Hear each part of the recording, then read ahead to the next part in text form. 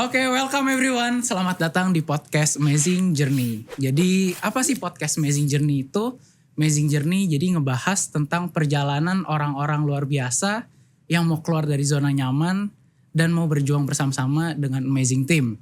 Dan tentunya hari ini gue Edo nggak sendiri karena gue ditemani oleh narasumber luar biasa. Boleh kasih tepuk tangan untuk Cideva. Halo teman-teman Amazing. Salam kenal. Namaku Devi. Thank you ya Do ya. It's an honor loh bisa diundang di Amazing Team. Iya, saya juga berterima kasih karena saya juga diundang di sini. Gitu ya. Gitu. Jadi ini kita santai-santai aja Ci ya. Ya. Meskipun terlihat kita berdua sepertinya panik nih. Oke. Tapi gak apa-apa, kita santai aja, bawa santai. Biasanya juga udah ketemu di kantor ya sebenarnya. Cuma belum pernah nih kayaknya kita berduduk berdua ngobrol kayak gini. Sebenarnya agak penasaran, pengen tanya tapi kayaknya ini momen waktu yang tepat deh Ci. Apa tuh yang mau digali-gali nih? Oke, tapi nanti dulu. Karena mungkin kita perlu kenal siapa sih sebenarnya seorang Devi Pang ini. Ci, boleh tanya dulu gak Ci? Kira-kira Cici yang cantik ini lahiran tahun berapa Ci? Aku jadi sebut tahun deh ya. Kalau dulu sih berasanya paling muda. Tapi setelah dikenal teman-teman di Amazing nih kayaknya ya udah paling gak muda juga. Kelahiran 92 aku Do. Oh iya. Serius? Serius. Beneran serius? Serius. Kalau Edo? Oh oke. Nggak terlalu beda jauh ya guys ternyata. Oh iya sama kan kita seumuran kan. Seumuran kita. Oke. Gue kan baru ya Ci hitungannya Ci. Kalau gue tuh ini gue lu aja ya, biar gak santai. apa-apa. Kalau gue itu tuh ngedengar kalau nama Devi Pang tuh di pikiran gue kayak udah senior, udah kayak luar biasa banget gitu. Ya yang penting bukan senior umur ya. Iya, tapi karena udah kayak ngeliat seorang Ci Devi tuh kalau udah ada nama dia di papan produksi tuh udah kayak wah nih emang orang hebat gitu. Dan secara penampilan semuanya tuh benar-benar profesional banget. Jadi hidup aku tuh sebenarnya di sini tuh sebenarnya udah masuk tahun ke-10 sih Do sebenarnya. Jadi kalau mungkin ditanya background dulu ya, aku sempat kenal sama Amazing Team tuh ya it was 10 years ago ya, ketika aku umur 22 tahun sebenarnya. Jadi tepat setelah 10 tahun ya sekarang aku umur 32. Dari masih single ya kan, belum punya pacar, sampai punya pacar, nikah, sampai punya anak. Sekarang nih hamil anak kedua nih anak udah. Kedua, guys. Ya kan Jadi, gitu. Jadi kelihatan dong ya lama banget gitu, udah 10 tahun gitu. Dan ini juga sebenarnya kita berterima kasih banget ya teman-teman karena ini sedang mengandung dan udah masuk bulan ke-7 ya Ci? Iya betul. Puji Tuhan. Dan masih mau bersama-sama dengan kita nih ngobrol-ngobrol. Thank you banget. It's an honor. Thank you. Itu. Cuman kalau balik lagi Ci, kalau tadi ke background, emang sebenarnya asalnya dari mana Ci? Aku tuh sebenarnya aslinya tuh bukan orang Jakarta. Oh oke. Ya, jadi aku aslinya itu dari Pontianak, anak rantau nih ceritanya. Jadi aku kecil sampai SMA lah ya gitu. Aku tuh besarnya di Pontianak. Ya, nah and then karena kebetulan dapat beasiswa ke Jakarta gitu, akhirnya aku pindah ke Jakarta kuliah, kerja, ya kan, kerja dulu, akhirnya pas sambil kerja ya ketemu dengan Prudential, akhirnya menikah ya jadinya KTP berubah deh sekarang, lumayan. Iya di upgrade gitu ya, iya dari anak daerah jadi anak kota, boleh lah ya boleh gitu, lah ya, iya. Boleh. Tapi Ci, gue penasaran Ci, apa yang ngebuat lo kan pas dari kecil di Pontianak berarti, pertama kali pindah ke Jakarta itu berarti pas kapan? Kuliah? Iya pas kuliah, iya benar-benar pas kuliah 2010 kurang lebih. Kenapa Jakarta? Ya kayak as I said before ya, jadi kalau boleh cerita dikit pengalaman aku ya teman-teman ya, background aku tuh dari kecil. Mungkin orang yang kenal Devi di kantor gitu ya, itu kan mungkin kayak tadi Edo bilang apa kayak apa? Iya kayak tak tergapai gitu loh. Waduh unapproachable high ya class kan, banget gila gitu. banget. Padahal karena dia gak mau dengerin gue aja atau gak mau nyapa gue gitu kan ya, sombong.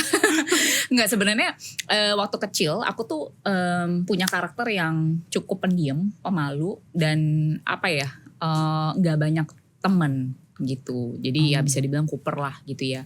Jadi dari kecil SD, SMP gitu ya, sampai aku SMA tuh hidupku lebih banyak untuk belajar. Gitu. Nah kenapa? Ya karena nggak tahu ya, terbentuk aja dengan begitu naturalnya. Mungkin karena kondisi keluarga gitu. Jadi papaku udah nggak ada, ya kan?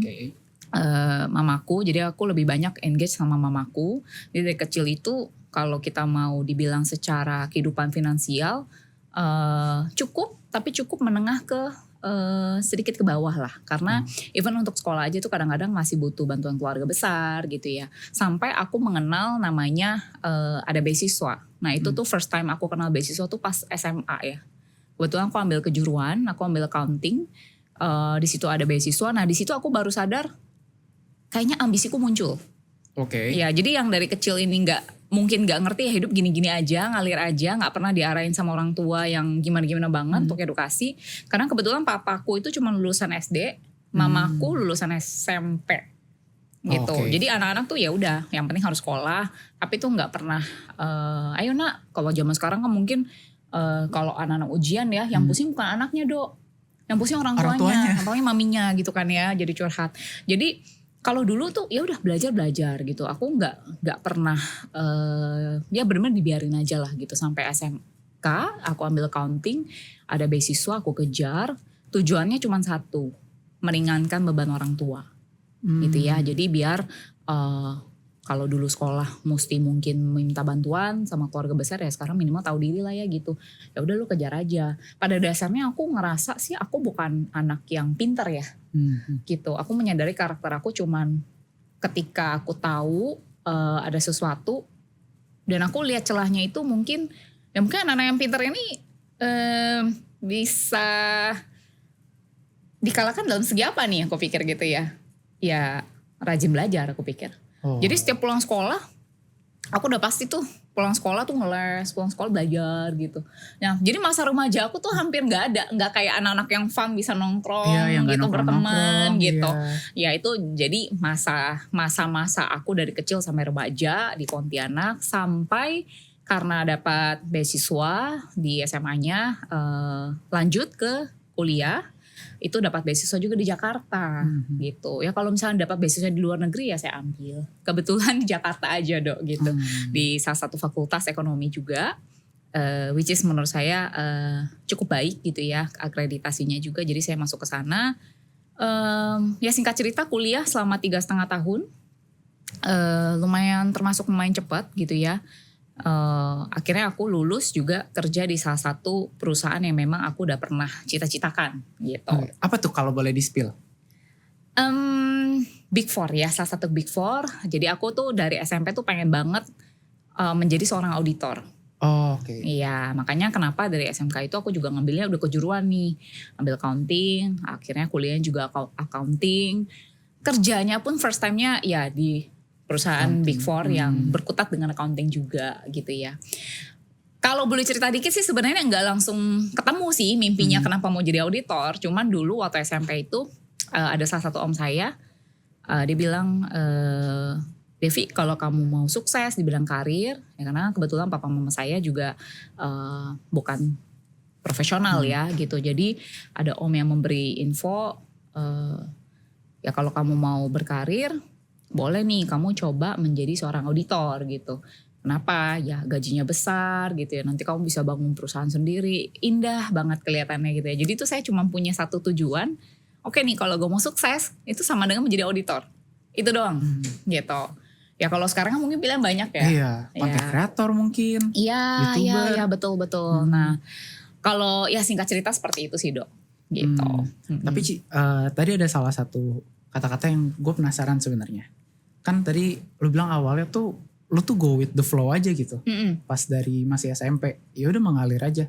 Tapi kenapa ketika apa sih celah yang bikin kata beasiswa itu jadi punya value? Dalam artian bikin lu jadi kayak gue harus kejar deh nih. Ya itu karena ya kalau aku tarik balik gitu ya, kalau aku ingat-ingat lagi, waktu SMP itu aku pertama kali tahu bahwa papaku jatuh sakit. Gitu ya. Jadi dari aku baru lahir umur 1 tahun, ya memang papaku pernah accident gitu ya. And then dari situ his condition was not really good, tapi dari SMP itu kayaknya getting worse ya. Ya jadi ada fungsi organ dia which is ke liver yang lumayan kronik, dan di situ aku baru sadar bahwa gue nggak boleh main-main sama waktu, gue nggak boleh main-main sama hidup gue gitu ya. Dalam artian kalau lu mau berkontribusi gitu, ya bisa dibilang aku jadi terpaksa harus menjadi lebih dewasa di umur itu. Kan belum bisa kerja ya. belum bisa kerja, mau kerja apa juga gitu ya. Jadi aku mikirnya salah satu yang gue bisa lakukan minimal adalah bertanggung jawab, sekolahnya benerin dulu gitu, nggak ngerepotin dan bisa membanggakan orang tua dalam hal edukasi gitu.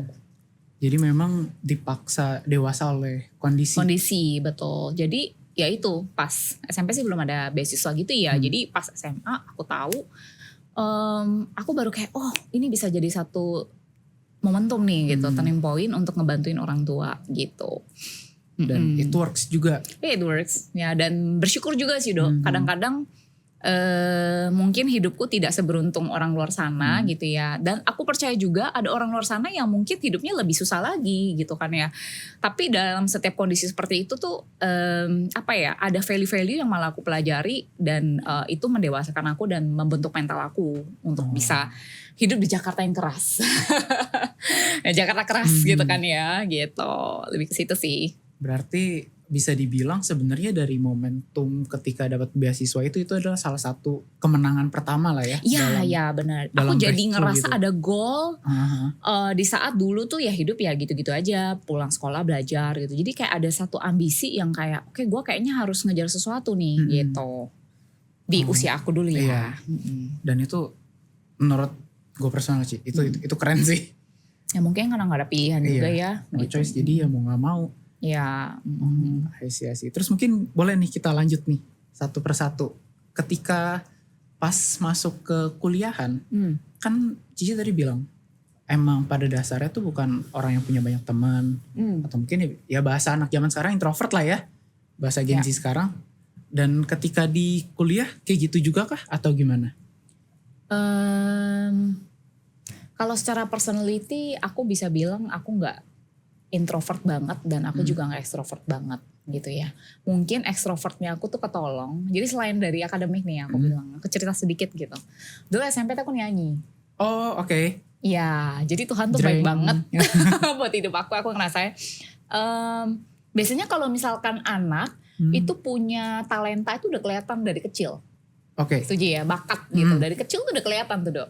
Tapi anehnya yang terjadi dalam hidup aku mungkin ini jadi kesaksian. Pas SMP tiba-tiba kok punya kesempatan, misal ya guru aku cuman ikut, kamu coba ikut audisi ini gitu, nyanyi gitu ya. Sampai orang rumah aku sendiri, orang tua aku sendiri tuh kaget. Bingung. Kamu lomba nyanyi gitu, bisa gitu. Aku pun jadi kaget gitu kan. Kayak gue disupport gak sih sebenarnya gitu. Gue cuma pada dasarnya ngerasa oke, disuruh ya udah ngikut gitu kan ya. Tapi hasilnya tuh di luar ekspektasi aku juga. Juara berapa tuh Ci? Iya juara 1 gitu ya. Dan ya maksud aku beberapa kali kontes itu bisa menang gitu loh. Ya gak selalu juara 1 tapi ya maksudnya itu kan kayak dari lu yang pendiam, gak pernah kedengaran suaranya di rumah, tiba-tiba nyanyi. Itu gimana ceritanya? Nah itu makanya itu gitu. Gak ada latihan gitu? Atau ada coach vokal atau gimana? Aku jujur jadi aku latihan di rumah malu. Jadi biasanya mungkin di sekolah gitu ya, nggak pengen ketahuan juga karena ya aku tahu keluarga aku aja tuh nggak tahu ada bakat terpendam mungkin gitu ya. Dan aku sendiri validasinya itu adalah ketika aku baru sadar, gue tuh ternyata bisa nyanyi itu saat mengikuti audisi itu. Oh oke. Kurang lebih seperti itu. Nah jadi mungkin ekstrovertnya aku itu karena aku dituntut harus punya jiwa panggung, belajar dari sana gitu ya. Jadi itu lumayan nge-backup mungkin sisi rasa introvert aku gitu ya. Gitu. Nah balik lagi ke kuliah ya. Jadi pas kuliah itu dibilang gak ada teman banget, gak juga. Cuman mungkin aku bukan tipe orang yang bisa intimate dengan orang. Jadi pilihan teman aku juga terbatas gitu ya. Karena kenapa? Ya karena aku terlalu fokus dengan belajar. Karakter aku tuh kebawa sampai aku kuliah. Ya kalau misalkan masih sekolah karena beasiswa kan kompetitif ya. Harus kompetitif karena cuma 1 orang. Tapi itu kebawa tanpa sadar ke kuliah. Gitu. Udah jadi habit juga. Jadi lucunya nih kalau sekarang ketemu teman-teman zaman dulu gitu ya. Pas kuliah. Pasti jadi lucu deh. Pasti ada omongan kayak dulu lu tuh nyebelin banget gitu. Aku tuh tipe yang kayak kalau dapat nilai jelek bisa nangis. Oh ya ampun. Itu nyebelin banget sih memang. Terus kayak hari pertama kuliah mungkin udah bawa buku tebal gitu ke sekolah gitu kan. Jadi tipe-tipe yang aku bisa bilang ya sekarang kalau aku flashback, iya juga ya dulu lu gila banget sih gitu. Tapi at the same time aku bisa bilang kayak ya mungkin dulu orang nggak ngerti, ya kan.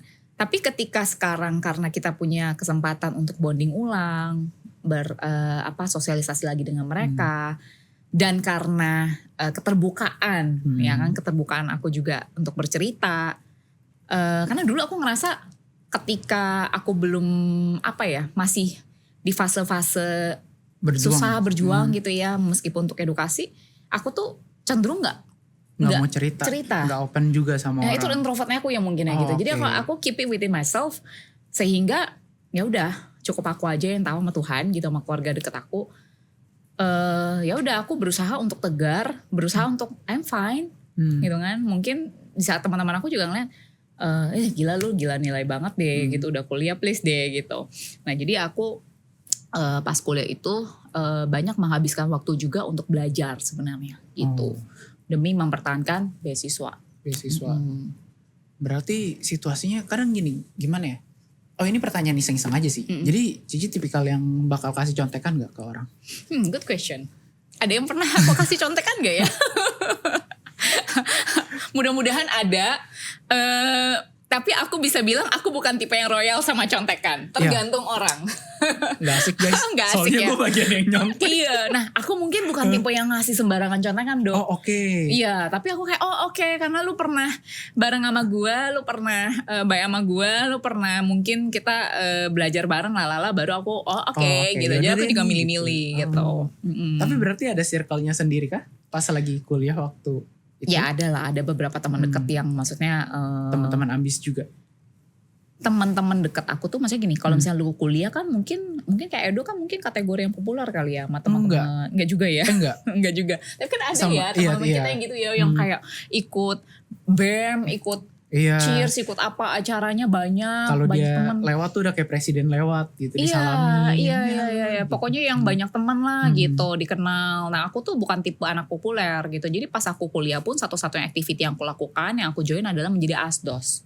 Oh oke. Boring banget ya. Oke. Gitu. Langsung kebayang lagi. Menjadi asdos gitu. Jadi gak banyak join activity yang yang buat sosialisasi lah dengan teman-teman waktu kuliah gitu. Berarti bisa dibilang sebenarnya lingkup kuliahnya juga gak terlalu sebanyak itu. Ya bisa dibilang begitu sih. Bukan uni yang banyak event-event juga kalau kuliah. Cuman sebenarnya tetap ada celahnya kalau memang kita mau.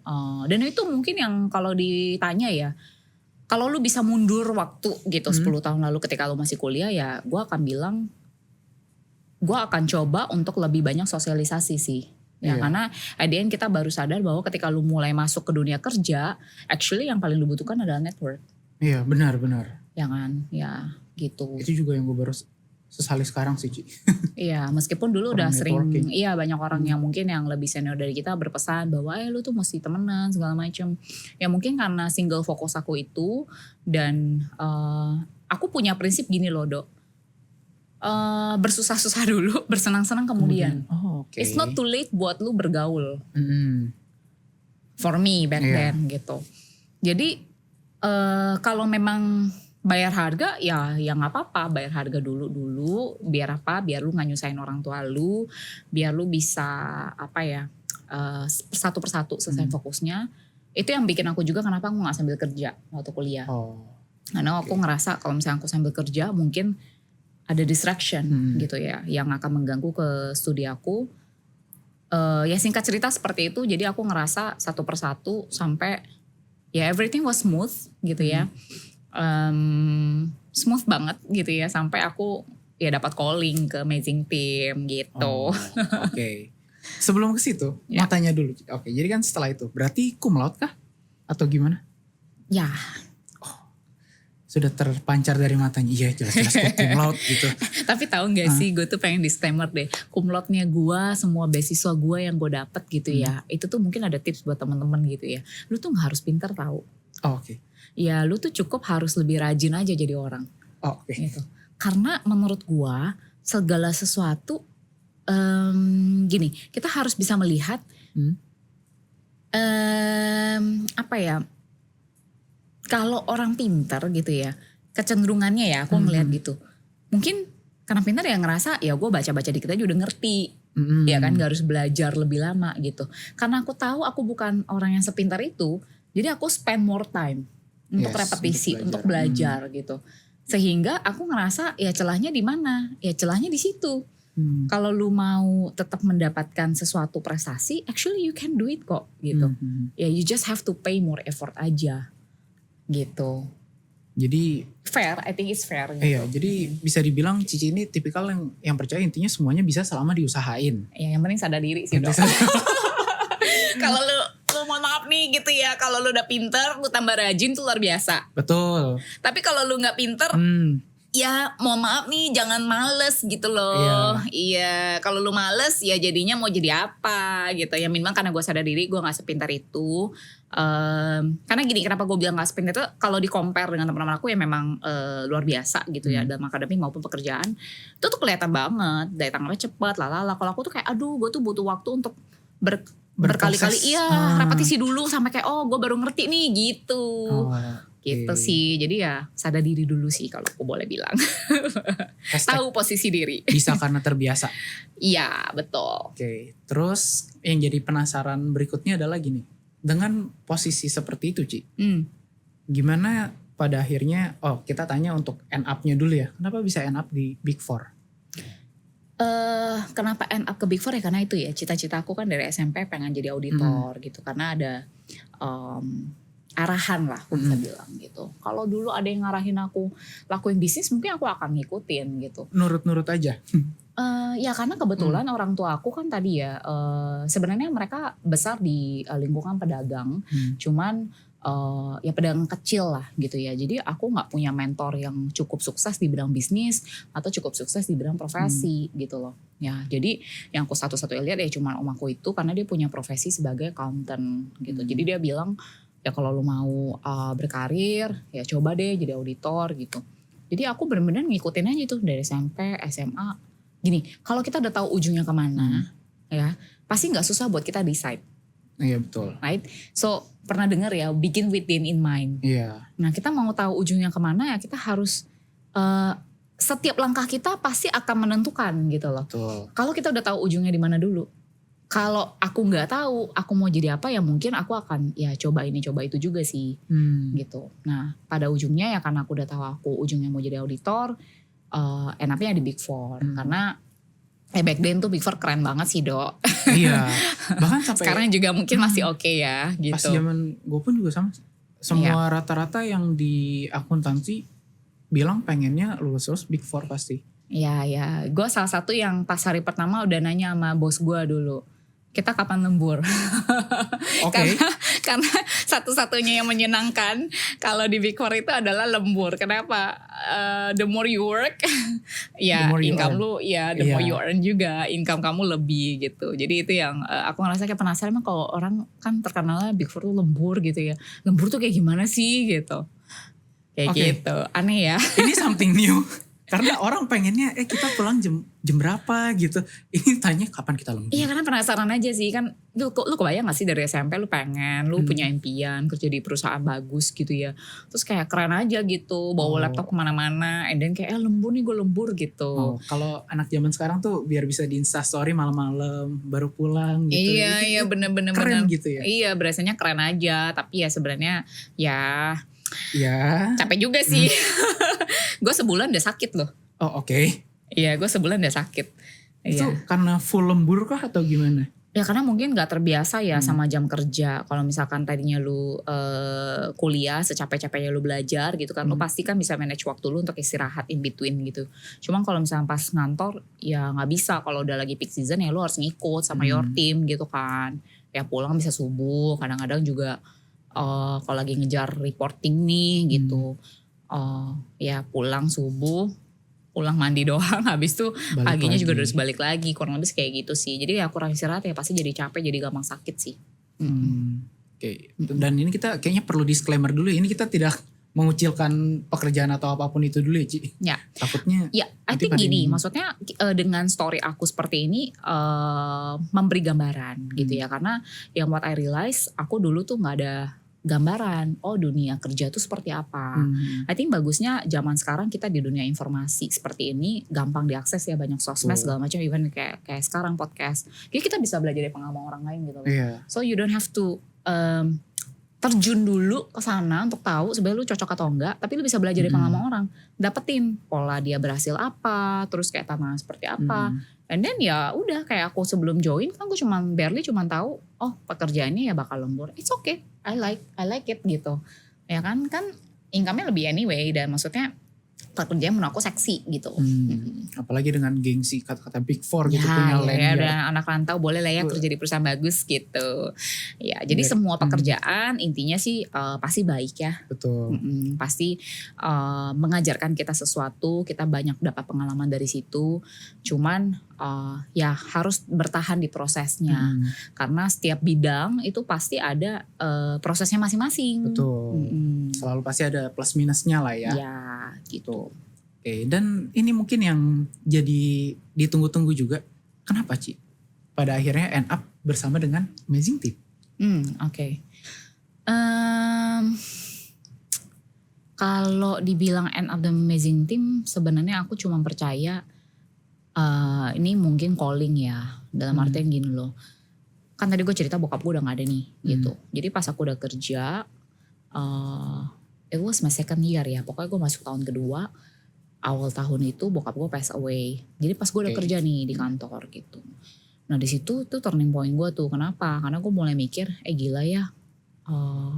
Kalau misal lu kerja, gue jadi disadarkan lagi sebenarnya tujuan gue merantau dan pengen berhasil tuh kenapa gitu. Gue jadi ingat kayak sebenarnya kan buat orang rumah lu ya. Tapi yang satu hal yang aku agak sesali waktu itu adalah karena aku sibuk kerja, aku bahkan nggak tahu papa aku tuh di kondisi yang cukup serius. Gitu. Nah karena aku ngerasa harus kerja keluar kota segala macem, dan even yang makin bikin sedih itu karena mamaku nggak kasih tahu. Ya mungkin untuk ngejaga fokus aku, nggak kepikiran apa-apa gitu ya. Jadi ketika papa pass away sebenarnya aku lagi mau pulang ke Pontianak untuk menjenguk. Ya aku udah pesan tiket buat menjenguk tujuannya. Tapi siapa yang sangka pas aku pulang cuman beda 2 jam sama flight aku, itu papa udah dipanggil duluan. Gitu. Nah di situ aku bersadar kayak gila ya, kalau misalkan lu tuh kehilangan orang yang lu sayang banget gitu ya, itu tuh lu nggak bisa balikin lagi karena udah terjadi ya terjadi gitu. Dan di situ aku baru sadar, lu nextnya mau gimana nih, karena udah tinggal satu nih, tinggal nyokap gitu. Apalagi gue deket banget sama nyokap gue gitu ya. Gue ngerasa kayak gila, nggak boleh sampai keulang nih, minimal I have to have time with my family lah gitu. Dan sebenarnya kan mungkin pernah dengar ya Dok, dan teman-teman pernah dengar quotes juga, lu mau tahu masa depan lu seperti apa, lu lihat orang udah jalannya lebih dulu. Ya kan? So kalau misalkan gue terusin ini 5-10 tahun kemudian di bidang yang sama, di kerjaan yang sama, lu happy gak? Secara finansial oke, no problem gitu ya. Apalagi itu cita-cita aku, keren gitu ya. Tapi di situ aku baru mulai mikir, but I will not have time. Ya. Apalagi kalau misalnya aku namanya wanita gitu ya, nanti satu hari udah menikah gitu. Jadi pikiran panjang tuh. Ya juga yang kalau gue udah married, gue punya anak, gue bisa gak ya sacrifice waktu family gue dengan pekerjaan gue. Karena menurut aku itu cukup jadi satu pelajaran yang cukup sekali aja lah gitu. Terjadi ke bokap gitu ya. Dan aku langsung decide buat kayaknya gue harus punya, waktu itu cuma kepikiran side business. Ya additional income, and then kayak maybe some kind of exit plan gitu ya. Kalau misalkan enggak working well di karir, gue harus ngapain gitu. Mumpung masih muda, mumpung tenaganya masih ada.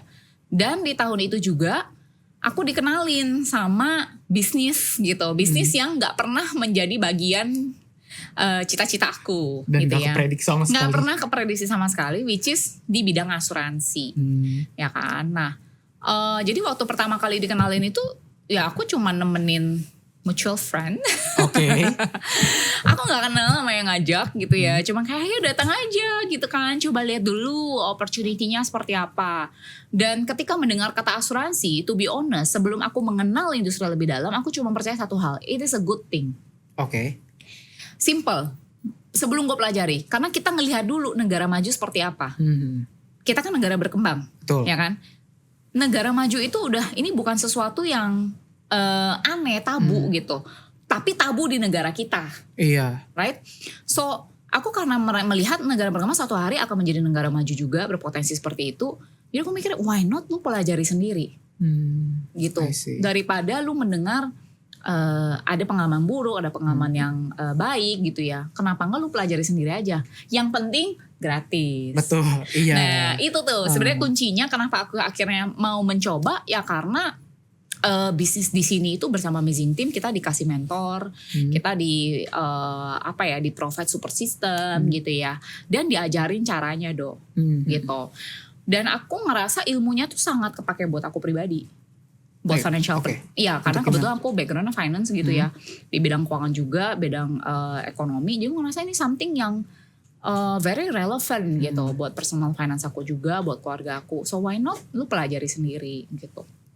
Nah dari situ aja sih sebenarnya akhirnya aku berkecimpung gitu ya. Dan coba-coba yang akhirnya aku nemuin wah maybe this is my calling. Gitu. Dan bablas gitu. Iya karena awalnya ya masih mencoba ya jalanin dua. Sampai aku decide buat kayaknya I really enjoy the business value which is helping people gitu untuk punya proteksi, and then kayak banyak orang yang mungkin di luar sana juga belum ngerti nih apa yang gue hari ini udah pelajari. And I think it's very nice information, knowledge buat kita share ke orang yang kita peduli gitu. So dengan sharing-sharing seperti itu akhirnya membuahkan hasil ya, which is misi aku juga waktu itu cuman sharing doang, bantu orang doang. Tapi akhirnya menghasilkan, akhirnya income juga mulai kegeser, income utama aku. So I was ready to full time ya waktu itu untuk di insurance ini sendiri gitu. Jadi waktu itu pertimbangan full time-nya itu setelah income-nya kalau dilihat-lihat ini lebih oke yang harusnya side hustles nih. Ya. Terus jadi lama-lama kayak oke lah kita full time aja gitu. Ya. Dan aku yang kaget ya Dok ya. Yang hebat itu bukan kitanya. Oh gimana tuh? Sistem bisnisnya. Oh, oke. Jadi aku cuman ya kan aku produk nurut ya. Disuruh apa ikutin gitu.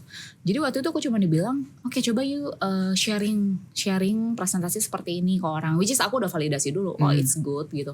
Aku sharing ke orang sehari misalkan cerita ke 2 orang gitu. Nah dari sharing seperti itu aku tuh gak pernah mikirin hasil ujungnya gitu loh. Pokoknya aku udah tahu ya memang sharing ini some people will buy your idea gitu, some people will not. Ya kan, ya udah keep sharing, just keep sharing gitu. Dari sana 2 bulan pertama aku join tuh di the business itu udah equal sama income utama aku. 2 bulan? Iya gitu. Jadi aku waktu itu ngerasa kayak gila ya, gua cuma butuh 2 bulan untuk nyamain income ini gitu. Itu pun masih nyantai kan gitu. Aku sharing ke 2 orang, ya mungkin aku memanfaatin waktu lunchtime and dinner gitu. Jadi gak ganggu kerjaan utama aku juga kan. Bagi waktunya sih, manajemen waktunya mungkin jadi tantangan waktu itu, kan harus lembur juga segala macamnya. Cuma aku nyantai aja gitu loh, aku nggak bawa beban gitu. Karena 2 bulan utama itu udah ya menghasilkan sampai masuk ke bulan ke-3 aku mendapatkan pencapaian ya di partnershipnya kita gitu ya di Prudential gitu. And then di situ aku baru merasakan wow, karena prestasi itu tuh satu hal yang aku gak pernah kepikiran. Oh, oke. Which is jalan-jalan ke luar negeri. Seumur hidup gue dari kecil, even ke negara tetangga aja gak pernah Dok gitu. Kayak mau ke Malai, mau ke Singapura gak pernah gitu ya. Boro-boro, dan aku tipenya yang kalau misalkan udah punya income pun aku bakal kayak udah mending gue saving aja dulu deh daripada gue jalan-jalan ya kan prinsipnya susah-susah dulu bersenang-senang kemudian tunggu udah lebih longgar gitu ya. Tapi di situ aku mendapatkan pencapaian pertama aku di 3 bulan pertama itu aku adalah waktu itu jalan-jalan ke London. Oke. Ya. Sekalinya jalan-jalan Langsung. Ya dapat first tripnya ke London gitu ya. Jadi kayak Langsung ujung banget. wow gitu. Maksudnya aku kayak gak kebayang Tuhan tuh baik banget gitu. Mungkin ini jawaban doa aku yang ketika aku bergumul dengan is this the right vehicle aku buat seterusnya, atau kayak gue harus coba something new, and then ya Tuhan jawab dengan hasil yang menurut aku it is worth it gitu loh. Nah so dari situ aku berjalan dengan membawa iman gitu ya. Aku bawa dalam doa ya sampai hari ini sih gitu. Aku nggak bisa bilang easy ya, journey setiap orang beda-beda. Tapi it was worth it gitu loh. Jadi perjalanan itu yang banyak mengajarkan kita pengalaman ya kan. Hal-hal yang lebih sifatnya apa ya. Ya mungkin kan kayak dulu kita nggak diajarin buat bersosialisasi gitu ya. Ya terserah lu. Kalau gue sih dulu ngerasanya kalau ada waktu kosong gue nyantai aja gitu. Tapi ketika join ke bisnis ini kan kita dituntut untuk lebih care sama orang. Kamu boleh say hi dulu, kamu boleh memulai dulu gitu ya, giving dulu gitu ya, your value. And then dari sana aku banyak belajar hal-hal yang menurut aku juga itu menambah soft skill aku, ya kan, dalam hal interpersonal skill yang berdampak pada ujungnya juga public speaking gitu kan ya. Jadi selain dari income banyak sih yang sebenarnya paket komplit yang aku dapetin di Amazing Team gitu. Oke. Berarti sebelumnya tapi aku ada satu statement yang kayak pengen banget diomong. Jadi seorang Devi Pang itu apakah benar-benar gimana ya? Tolong validasi kalau ini benar. Ya. Jadi kan tadi Cici bilang, jadi nggak pernah fokus, maksudnya nggak ngelihat ujungnya gimana, tapi ngelakuin aja, nurut-nurut aja. Dari disuruh 1 hari sharing ke 2 orang, sampai akhirnya dalam 2 bulan tuh bisa equal income-nya. Berarti apakah seorang Devi Pang itu tipikal yang gue action aja dulu, and let's see what will happen. Jadi tipikal orang yang yaudah nurut aja. Atau sebenarnya dari awal pas dikasih tahu ini bisnisnya ini bisa sampai gini-gini. Nah, Cici tipikal yang mana tuh? Apakah yang benar-benar ngeliat ini ujungnya seperti ini, atau yang kayak apa yang harus gue lakuin sekarang untuk ngejar itu? How to say it ya, gimana? Ya maksudnya apakah udah melihat ujungnya buktinya dulu gitu ya, atau ya action dulu deh, nggak tahu ujungnya pasti menghasilkan atau enggak. Kalau aku tuh sebenarnya tipe orang yang cukup komit ya, kalau ngejalanin sesuatu I think I will fight until benar-benar best effort. Jadi contoh misalnya aku sebelum kenal bisnis ini gitu, ya aku ngerasa kalau gue nggak kenal bisnis ini mungkin aku masih stay di situ. Menjadi auditor, dan aku akan berusaha sebaik mungkin gitu. Dan tapi lembur-lemburnya. Iya, lemburnya sebaik mungkin juga gitu kan ya. Jadi maksud aku gini loh, kayak ketika aku mengenal bisnis ini, tentu pasti ada skema lah ya, pengenalan bisnis dulu gitu. Dari situ aku cuma lihat ini make sense gak ya untuk dilakukan gitu. Kan ada hitungan-hitungan bisnisnya gitu ya. Dari situ aku cuma ngelihat it's very good gitu ya. Dulu kan dibilang 5 tahun 100 juta. Dulu aku dengan skeptisnya aku cuma kayak 5 tahun 100 juta gak mungkin. Gue dulu kalau misalnya kerja buat dapat income 3 digit itu gue mesti kerja minimal 20 tahun gitu kan ya. Itu gue juga udah realistis banget gitu. Dan di sini 5 tahun 100 juta artinya kan 4 kali lebih cepat dong. Iya. Nah cuman gini, balik lagi karena satu aku ngerasa value bisnisnya bagus dulu. Oke, pasti dibutuhkan orang. Yang kedua, kalau let's say gua nggak dapetin itu, nggak didapetin dalam skema bisnis itu, gue rugi apa sih? Iya juga ya. Ya yang penting jangan minta aku setor gitu kan ya. Karena aku tuh tipe konservatif banget gitu. Jadi sebenarnya kita harus ngerti karakter diri kita dulu sih. Ya kan, bisnis kita itu menurut aku gitu ya, kenapa aku mau join, karena aku tahu karakter aku tuh konservatif. Aku bukan tipe orang yang risk taker yang mungkin buat teman-teman yang lain ya banyak peluang itu banyak yang bagus yang berani selama ya apalagi sampai di Indonesia gitu ya, kita masih banyak opportunity gitu. Tapi kalau ya level penerima resiko orang kan beda-beda. Kebetulan aku ngerasa aku bukan tipe orang yang berani ngelontorin gitu.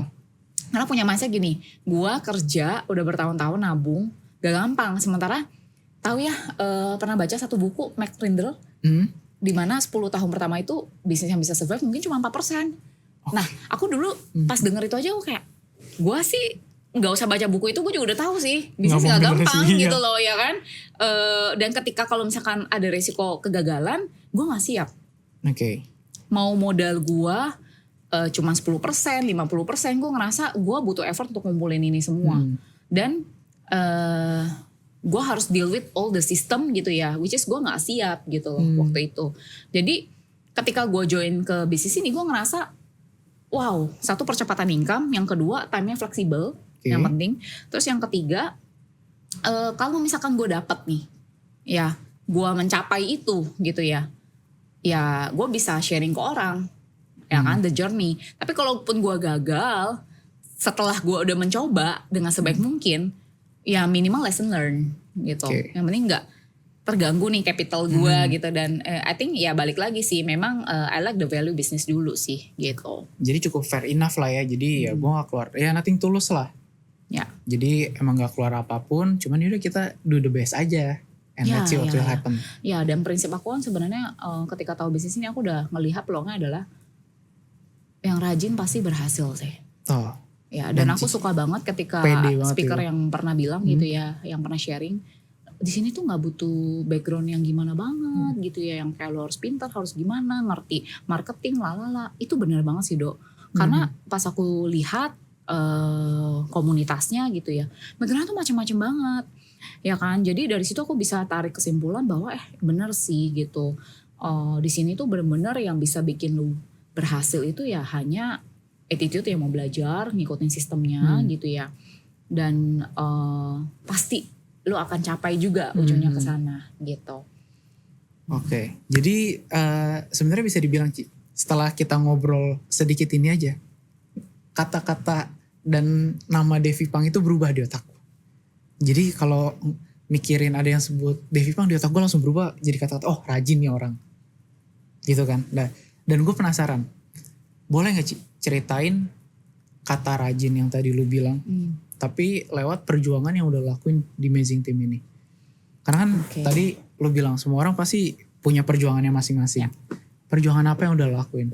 Ya, rajinnya orang beda-beda ya, disclaimer. Cuman aku sih merasa gini loh, kayak ketika lu ada waktu, mungkin orang tidur ya lu kerja. Oke. Orang lagi kerja ya lu kerja juga. Oke. Intinya put more effort ketika lu masih sehat, lu masih muda gitu kan ya. Jadi konteks rajinnya aku tuh intinya gini loh, kalau misalnya gue di kantor, gue mau serajin apapun, pasti ada certain limit. Betul. Gue gak bisa bilang gue udah rajin banget nih gitu, terus tambahin dong. Tambahin gitu, naikin gitu karir gue. Karena ada policy di kantor, which is fair enough, right? Dan itu sesuatu yang gak bisa kita kontrol. Setuju ya. Nah sementara kalau misalnya di sini, di bisnis ini, aku ngelihat Prudential tuh gak pernah ngebatasin kerajinan lu. Aku kayak punya analogi kayak ini tuh gedung emas, ya kan. Lu serajin apapun lu keruk, lu bawa pulang itu hasil lu. Oke. Ya kan. So kalau if you put 1,000 effort di situ, itu yang lu akan earn. Ya. Jadi ya tergantung, fairnya bisnis ini adalah tergantung kerja keras lu. Gitu. Jadi yang aku sangat tarik value dari bisnis ini adalah ya bisnis ini fair banget sih, fair banget. Dan apapun kondisi kita di luar sebelum bergabung ke bidang ini, ya harus mulai dari nol kan. Benar. Belajar benar-benar dari fundamental basicnya dulu gitu. Ya kalau ngomongin perjuangan, gue yakin semua orang punya perjuangannya yang beda-beda ya. Yang pasti Tuhan tuh adil. Ya, misal contoh kayak aku datang karena background perantauan, aku tuh nggak punya market. Iya, apalagi introvert gitu juga kan. Iya, berasanya introvert. Back then, iya. Tapi kalau orang nanya kayak extrovert aja deh gitu ya. Jadi tantangan aku itu, ketika lu nggak ada kenalan gitu, lu mau ketemu siapa? Itu dia. Ya kan. Tapi if you know why, you will know how. Itu dulu paling penting. Kalau lu udah tahu dulu kenapa lu mau memilih kendaraan bisnis ini, ya itu ya pertimbangan tadi aku 3 poin, percepatan income, flexible of time, dan juga support system gitu ya. Itu yang menurut aku it is enough gitu loh. Lu mau minta apa lagi gitu. Ya sisanya kalau udah kenal pikirin sendiri. Kalau aku tuh mikirnya gitu. Yang penting kan lu bisa sharing ke semua orang kan. Betul. Yang sayang keluarga, yang punya waktu untuk mendengarkan gitu. Dan sama kayak kita bercerita tentang kopi yang enak deh. Oke. Saya udah sukanya kopi apa? Kebetulan tadi abis minum kopi pip, boleh disebut Pip. ya? Sensor ya? Enggak ya. Abis Jadi, minum kopi tuku Oke, tadi. kopi tuku misal contoh. Gue juga suka sih. Ya Jadi kan? terus lo sharing ke gue. Menurut gue kopi yang paling enak tuh tuku loh. Gue juga ngopi nih Dok. Tapi ketika gue ngedengar itu, oh ya udah itu kan menurut lo. Gue tetap ngerasa kopi pip yang lain gitu ya, brand yang lain ya. Dan nggak apa-apa kan? Nggak apa-apa. No hard feeling kan? Iya. Nah sebenarnya konsep sharing tentang proteksi itu seperti itu Dok. Oh. As long as you believe that it is good for you, tuku paling enak, ya itu sama. Insurance yang ideal, yang bagus tuh gini. Tapi perihal orang itu membeli atau enggak, itu di luar kontrol kita. Nah banyak orang kecewa di bidang asuransi, itu karena put too much expectation. Gue berasa gue udah deket sama lu nih. Betul. Ya kan? Lu gak closing. Kecewa dia. Kecewa. Sedih, aduh kok lu gitu sih? Baru prospek berapa orang? 3 orang. Gitu. Itu yang disayangkan. Padahal misinya kita itu adalah bantu orang sharing. Ya kan? Ya komisi itu bonus. Tuh. Pasti akan dapat kok. Kalau kita jalan dengan sungguh-sungguh. Nah jadi balik lagi. Perjalanan aku tuh gak gampang. Tantangan di market. Juga dulu gak ada kendaraan, gak kenal jalan. Ya kan? Zaman dulu gak ada Gojek. Iya. Harus busway kemana-mana. Kalau janjian sama orang, karena aku juga masih ngantor gitu ya. Kadang-kadang harus dinas keluar kota gitu. Itu juga salah satu tantangan gitu. Jadi kita bila bikin janji appointment sama orang, kitanya sendiri mungkin yang gak bisa. Iya gak bisa ketemu gitu. And then kita harus reschedule. Dan cuman satu prinsipnya yang gini, satu hari sharing aja kedua orang. Kalau misalnya lu gak dapet orang-orang yang lu pengen bikin appointment, yang penting you have the activity, right? Iya. Udah ketemu aja. Kan lu lagi tugas, pasti ketemu orang dong. Itu yang aku lakukan. Baru kenal nih sama Edo hari ini. Ngobrol, berteman. Ya kan? Mau gak mau keluar ini extrovertnya. Harus belajar keluar dari zona nyaman gitu ya. Karena mau introvert extrovert sebenarnya menurut aku gak masalah sih. Yang penting di bisnis ini tuh bukan mengenai pintar bicara, tapi pintar bertanya. Kita latihan, care ya kan, giving dulu gitu, giving yourself untuk mendengarkan cerita orang. Akhirnya jadi nyaman kan, ngebangun hubungan segala macam. Nah dari sana, udah aku sharingin gitu. Jadi itu sebenarnya kalau di dunia marketing dikenal dengan namanya canvassing. Ya, jadi market aku tuh campur-campur gitu, campur-campur.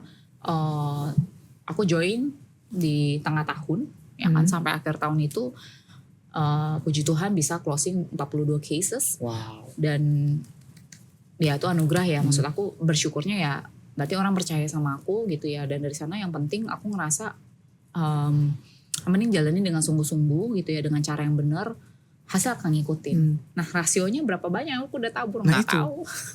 Bisa 3 kali lipatnya gitu. Udah pasti lebih dari 120 orang yang pernah aku presentasikan. Pernah dengar cerita Mary Riana gak sih? Yang dia ke Singapura. $1 juta. Iya. Nah aku tuh sebenarnya baru tahu nih ternyata Miss Mary itu dulu juga di Singapura berhasil gitu ya. Itu tuh di dunia asuransi gitu. Dia kan fasting kalau soalnya aku nonton dulu.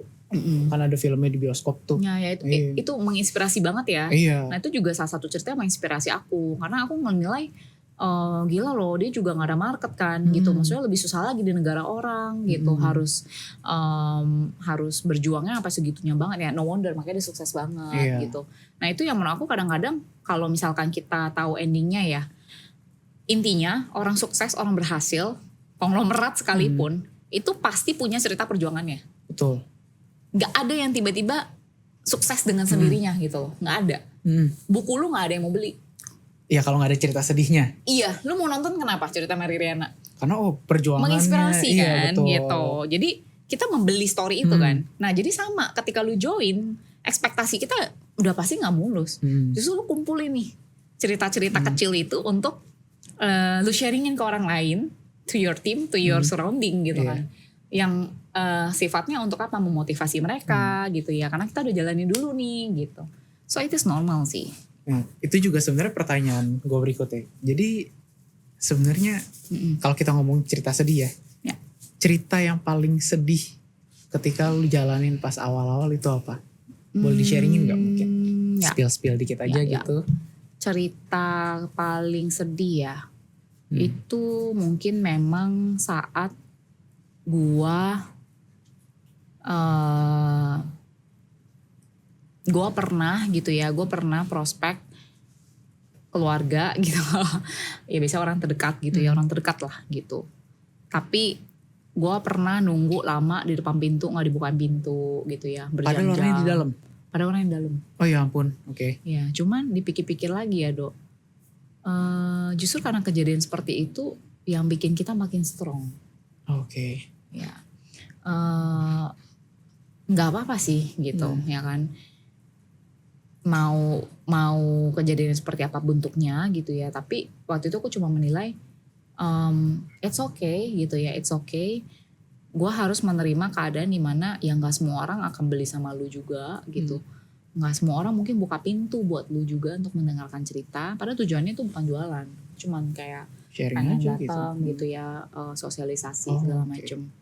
Okay. Itu satu yang ku ingat. Sama yang berikutnya itu adalah ketika mungkin nih ceritanya lebih agak dramatisir. Karena namanya cewek ya, namanya cewek kalau misalnya pulang malam gitu ya, itu kan gak nyaman gitu ya. Apalagi kalau dulu harus masih menggunakan public transport, aku kemana-mana naik busway. Itu kayak kalau busway jam 10 tuh udah terakhir tuh gitu. Ya harus ngajar-ngajar waktu sama busway. Terus di jalan bisa 2-3 jam gitu. Terus juga pernah kita sharingin gitu ya, orang mengucilkan kita gitu bahwa lu kenapa sih harus jalanin bisnis ini gitu, padahal pekerjaan lu udah oke-oke aja gitu. Dikait-kaitkan dengan banyak hal lah gitu yang sifatnya personal, dan aku ngerasa hal itu yang sebenarnya dulu sedih, tapi sekarang dipikir-pikir itu yang sebenarnya jadi booster loh. Iya. Jadi pengalaman yang kayak gitu. Oh iya. Kalau gitu gila, dulu gue sampai sebegitunya ya. Yang penting respon sih. Kalau menurut aku ketika kita bisa merespon dengan growth mindset, bahwa semua proses itu, again proses, itu yang akan mendewasakan kita dan membentuk mental kita yang lebih kuat, sehingga kita siap untuk ketemu masalah yang lebih besar lagi di depan kita. Gitu. Nice. Dengan segala pengalaman yang udah terjadi, dengan segala yaitu yang sampai separah-parahnya itu, kira-kira kalau bisa dibilang harapan dan apa sih yang memang Cici lihat dari amazing team ini, dari bisnis di insurance ini? Oke. Yang pertama-tama aku ngelihat satu visinya amazing team dulu gitu ya. Salah satu komunitas yang pengen create more leaders, ya, leaders of change gitu. Dan aku menilai di situ satu value yang sangat baik, sangat bagus. Kenapa? Karena di sini itu kita bersama-sama mensupport each other untuk sukses. Ya kan, regardless lu background seperti apa. Aku merasa amazing itu tuh welcome banget nih gitu. Even aku yang kalau gak harus berpura-pura menjadi orang lain gitu, tapi dengan kondisi aku kita bisa sukses bareng gitu, yang gak ada market, gak ada apa. Dan I am very merasakan kehangatan di keluarga ini gitu ya. Dan diajarin, punya mentor yang luar biasa gitu ya. Banyak mengajarkan aku gak cuman sekedar bisnis, tapi juga value-value keluarga, pasangan gitu ya. So kalau dilihat ke depannya, selama value dari komunitas ini adalah untuk mencetak more leader, membangun orang gitu ya, aku percaya amazing team pasti akan menjadi komunitas yang semakin besar, melahirkan banyak leader yang lebih banyak, kalau bisa 5.000 lebih gitu ya, amin gitu ya. Mau under tim aku, tim Edo, kita semuanya support each other. Semua kita. Iya, dan artinya apa? Ketika kalau misalkan kita kayak tadi bilang secara sistem bisnis 5 tahun 100 juta gitu ya.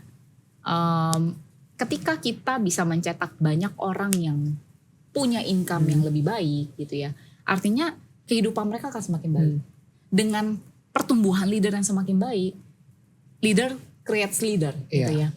Artinya banyak orang sekitar kita yang akan merasakan perubahan hidup. So itu value-nya sih. Jadi what I like about this business dan di komunitas ini, kita punya hati untuk membantu.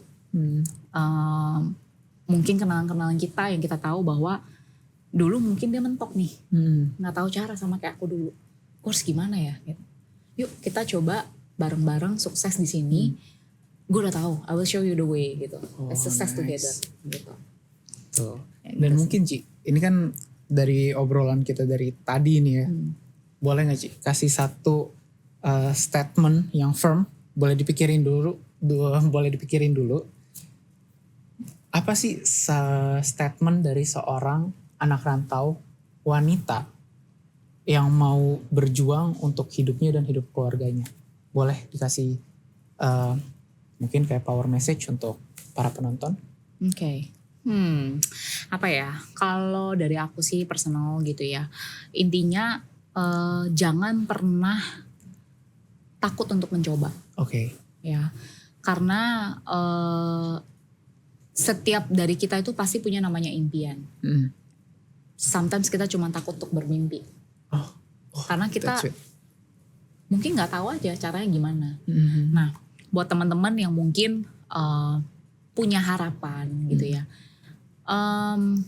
teman-teman bisa mewujudkan itu loh. Impian itu mau bentuk apapun, entah dalam hal finansial, entah hal itu berhubungan dengan waktu buat keluarga dan lain-lain gitu ya. Teman-teman bisa wujudkan itu.